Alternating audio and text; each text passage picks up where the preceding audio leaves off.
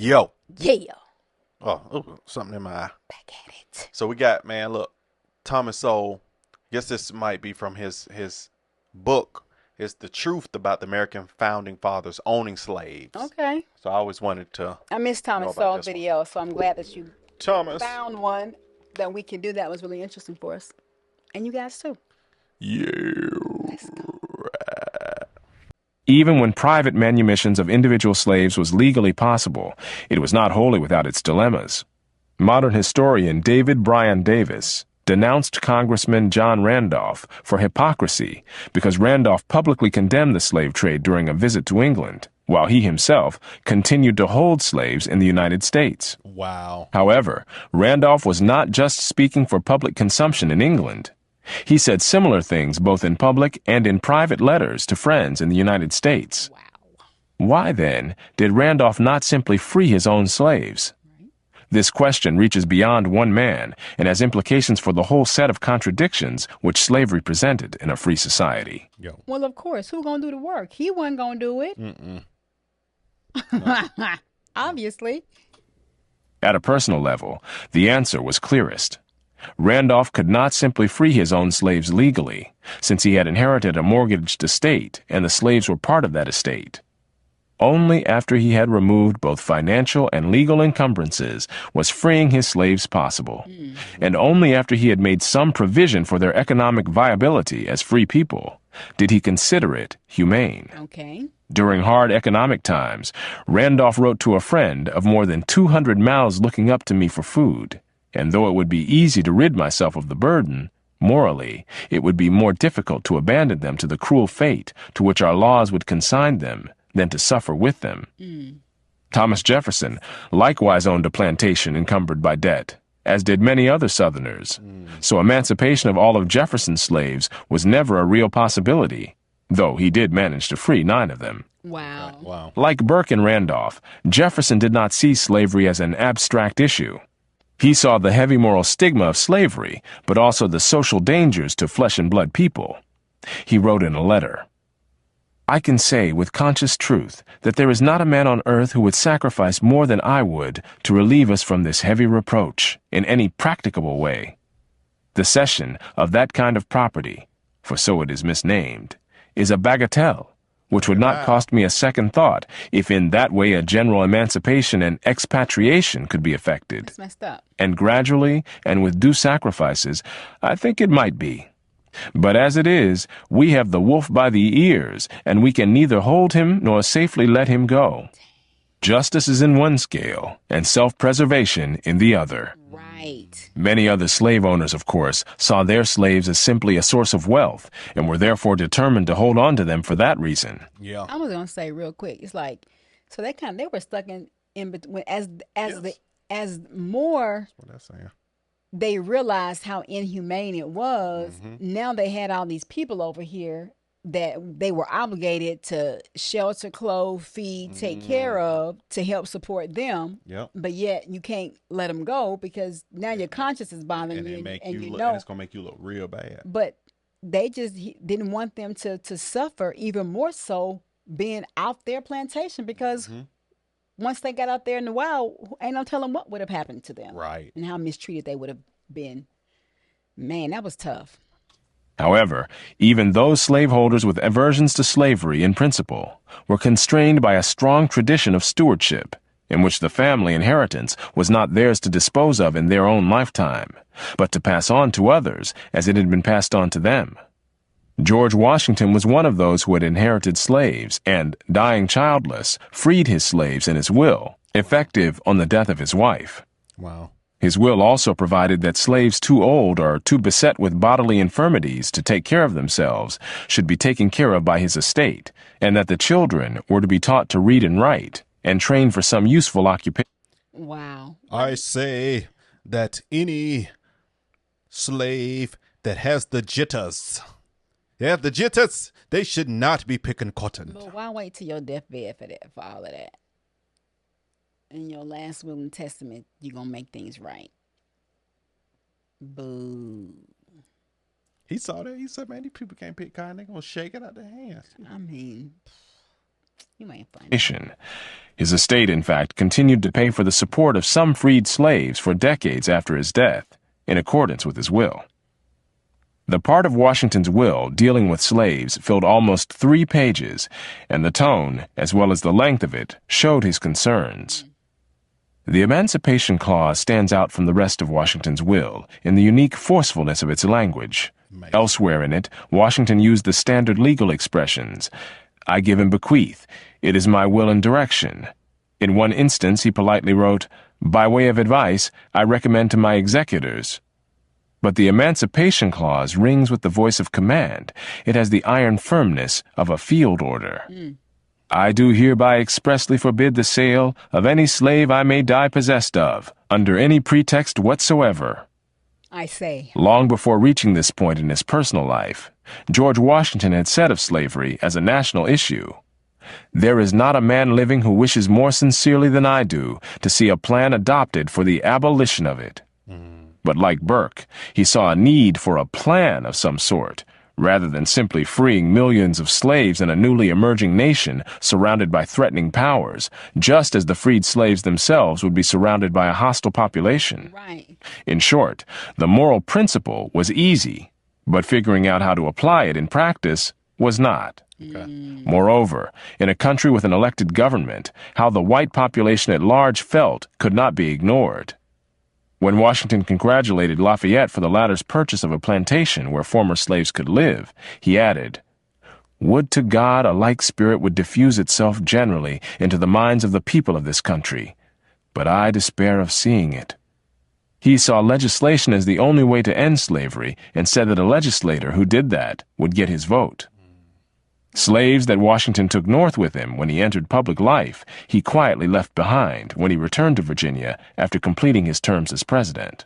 In effect, Man, he was like, he was shh, get away from, go. No. He probably helped them get their papers and quietly. That ain't quiet. Right. He probably helped them get their papers and Don't follow me. politely. Don't follow me. Politely told them to, okay, go live your life. Carry on, carry on. This is my friend. I never knew he felt like that. And Yeah. it was a problem after a while, consciousness. Right. freeing them on the sly, as one biographer put it, at a time when to free them officially could have set off controversies that neither he nor the new nation needed. George Washington was, after all, trying to hold together a fragile coalition of states bearing little resemblance to the world power that the United States would become in later centuries. As a slave owner in Virginia, Washington thought of ways he might sublet much of his estate, in which his current slaves might be hired by the year as laborers by tenant farmers. He was clearly casting about for some way, as he put it in a letter, to liberate a certain species of property which I possess very repugnantly to my own feelings. But there were no takers. Washington's behavior as a slave owner is also worth noting. Beginning in the early 1770s, he rarely bought a slave, and he would not sell one unless the slave consented, which never happened. Not selling slaves was an economic loss. Slave labor on a plantation with soil as poor as Mount Vernon brought in little or nothing. The only profit a man in his position would make was by selling slaves to states where agriculture was more flourishing. Washington would not. I am principled against selling Negroes as you would do cattle at a market. From 1775 until his death, the slave population at Mount Vernon more than doubled. As Southern states in the 19th century began to tighten restrictions on the right of slave owners to free their slaves, in order to forestall the social problems that were widely feared, the laws made manumission increasingly difficult, legally complicated, and a costly process. Wow. That dude looked like he was like, man, I'm out. No, why you cuffing me? Right. Don't he look like he was like, I'm out. He was like, whoa, we supposed to be free. I'm out. Exactly. I'm out. Man, that's messed up. Those slave owners who were prepared to grant manumission found it less onerous to let those who were legally their slaves simply live as de facto free persons. In antebellum Savannah, for example, 2 of the churches in the free black community there were headed by ministers who were among the most prosperous members of that community, even though they were, legally speaking, still slaves. Many blacks who had managed to gain freedom for themselves individually then legally owned members of their own families, because it was not financially or otherwise feasible to go through what it would take to free them all de jure. Quakers also held legal titles to many slaves in their southern churches, while it was an open secret that these slaves lived free and independent lives. In the case of John Randolph, the charge of hypocrisy is hard to sustain in view of the events surrounding his death. Never married, and so without heirs to his estate, he made provision in his will, years before his death, that his slaves were to be not only freed, but provided with land in a free state, on which they might hope to live in peace and be self-supporting. See, now, that was righteous, because you're not going to say, all right, y'all take care, go find out what you're going to do. What are we going to do? Nah, we got land, and they probably still own that land to this day. So generation land. It became a complicated thing as they start to have more humanism and more consciousness, and they started realizing it wasn't a doable practice. And now we got to try to see how we can resolve this monstrosity we've created. And they looking like, man, this is a human being. This is another person like me. What if this were me? In a will written a dozen years before his death, Randolph wrote, "I give and bequeath all my slaves their freedom, heartily regretting that I have ever been the owner of one." An earlier will said, "I give my slaves their freedom to which my conscience tells me they are justly entitled." Told you. That this was said by a conservative white Southerner, a bitter political opponent of the abolitionists, and a man who asserted the right of secession long before the Civil War, suggests something of the complexity of the issue confronting those who faced it directly as a human reality, rather than as an abstract question. Knowing the stringency of the laws of the South when it came to the freeing of slaves, when Randolph felt that he was dying, he summoned a doctor whom he wanted, ostensibly for medical treatment, but in fact as a white witness whose testimony would be accepted in a Southern court as to his dying wishes. Once the doctor was present, Randolph ordered his black servant not to let the doctor leave the room until he, Randolph, was dead, so that there would be no legal question about what he had done. This was the scene. Randolph was propped up in the bed with pillows at his back. With his last remaining strength, eyes flashing, he pointed his long, bony index finger at the assembly. "I confirm all the directions in my will respecting my slaves and direct them to be enforced, particularly in regard to a provision for their support." Raising his arm as high as he could, he brought it down with his hand open on Johnny's shoulder. "Especially for this man." He then asked whether each of the witnesses understood him. Immediately, Randolph's keen, penetrating gaze clouded, his mind gave way, and he slumped down. Wow. Randolph's will provided money to purchase land for his freed slaves in a free state, in order to give them a chance to be self-supporting as free people. That was nice. But even in the free state of Ohio, the opposition of local whites made it impossible for them to live on the land he had provided. Wow. The racial animosity that he had feared from the beginning would blight their chances was rampant even in the North. Whatever the merits or demerits of Randolph's personal or public policy conclusions, hypocrite hardly seems the right word for him. See, that's so interesting. He said it was still rampant even in the North, but history that's taught make it seem like the only people that would just be doing them dirty for and just having land or going to school or just being anywhere near them was in the South. But in the North, they Yeah, it's and probably cutting the food, probably try to burn your house down. In the North took a little longer to get there. Than others. Wow.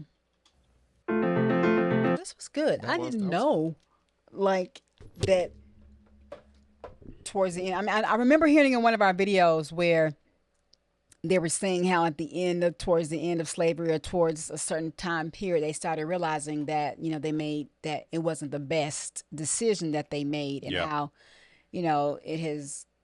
how it was just their conscience was really getting the best of them. So, but it's like, okay, you want to make these changes, but now you got all these other states that ain't there yet still. That was tough. Man, that was tough. That's right. It had to be tough. That had to be tough because that was a main source of income.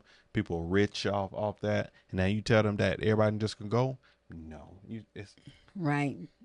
when has that happened ever? When people are doing everything they didn't want to do, we got the government or somebody come along and tell you to stop, and people just stop. No, they go and keep doing it Right.